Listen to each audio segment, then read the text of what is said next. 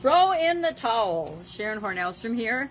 Our idiom, our expression today is to throw in the towel. This is, of course, an expression that comes from the sport of boxing or from fighting.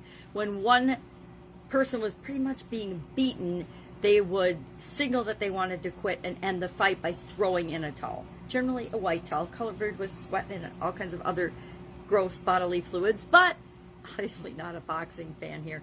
That's where the expression came from.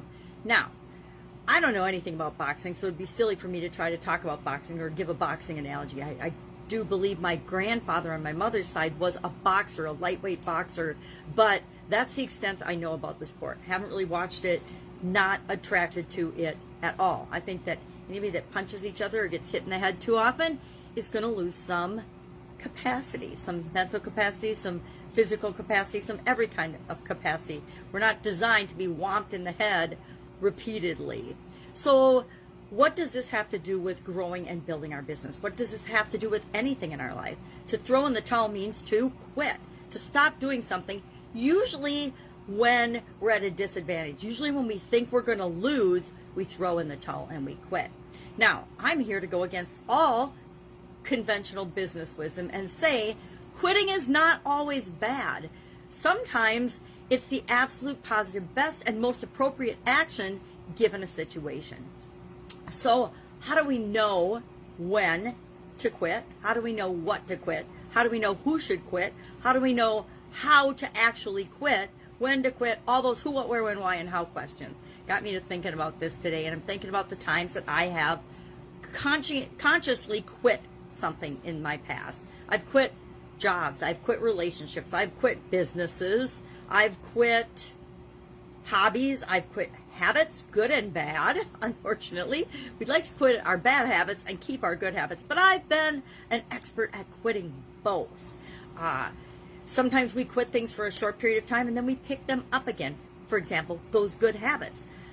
I've done a lot of different challenges and quit things on purpose and discovered that choosing what we should and shouldn't do, what we do and do not want to do, is coming from a sign of personal power, personal understanding, and doing what's right for us, not necessarily what's right for the rest of the world or what other people think that we should be doing.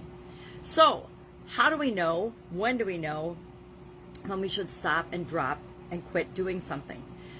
Each of us are different. It's going to be slightly different for each and every one of us, but my bottom line rule is when something feels bad to you, and I'm not talking about hard work, because hard work feels good to some of us. Hard work or struggling or little obstacles and challenges are not an indicator that we should quit. Oh my gosh, that was a slip. That we should quit doing something.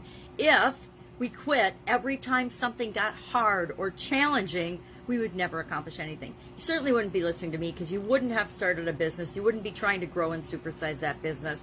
You would have thrown in the towel on that business a long time ago. And sometimes we need to do that. I have actually thrown in the towel on several businesses, not just one or two, but several, because I discovered that they weren't the right business or the right fit for me. Or other things in my life changed, for example, my divorce, and they just speeded up the process. I knew long before my divorce there were businesses that I wanted to exit, and that just gave me an excuse to do it. Same is true of when we want to quit other types of relationships. When I wanted to quit my marriage, I knew my marriage was over long before I actually made the conscious choice to decide to leave that relationship. We know that there's certain hobbies and sports that are good for us, but we outgrow them. Our interests change as we grow and mature. I used to play tennis, and I loved to play tennis. I still would play tennis probably several times a week if I wasn't legally blind. But once you're legally blind, tennis becomes a very, very frustrating sport. Now, I tried to play tennis, and the emphasis is on hoped and prayed and tried to play tennis for a lot of years as my vision was deteriorating, and discovered that missing the ball by 3 to 5 feet every single time when you think you're going to hit it can get to be really devastating and frustrating when you've been a good tennis player. And so finally at some point I just decided that I wasn't going to attempt to and put myself through that because it didn't feel good anymore. Tennis used to feel really good, and when it stopped feeling right for me or good, I stopped doing it. I quit doing it. Even though it was good for me and I loved doing it, I quit doing it because other extenuating circumstances made it the right decision. Same thing is true in our businesses. We know when a product line or a service or an offering or a customer group or a competitor or something in our environment, something in our business is off and isn't right. And only you know the right time for you to quit. And it doesn't matter what anyone else thinks. It might be the third time you get punched in the face. You say, that's it, I'm done. I'm going to quit doing this. And I'm going to find a way to get this done without getting punched in the face. I would love to know your stories about your experience with throwing in the towel. What has been the deciding factor for you in determining what you would and wouldn't put up with when you would quit something? I quit jobs because I discovered there was a mismatch between my core values and the organization's core values, or the current leadership in that organization's core values. And I wasn't going to be able to achieve the goals and objectives and keep moving and making progress toward what I wanted long term within or without within that company. And it was the right time for me to say sayonara and to leave, for me to quit and leave and move on to do something different. And in a couple other situations, guess what? They decided it was time for me to move on and quit. That happens too. That happens to us. It's fun when you can laugh about those situations because there's so many things outside of our control. And if we get upset over everything that's outside of our control and freak out about it, it just hurts us. It doesn't hurt anybody else. It doesn't hurt anybody else in the world. It only hurts us. So share your stories of throwing in the towel, quitting, below. Love to hear them.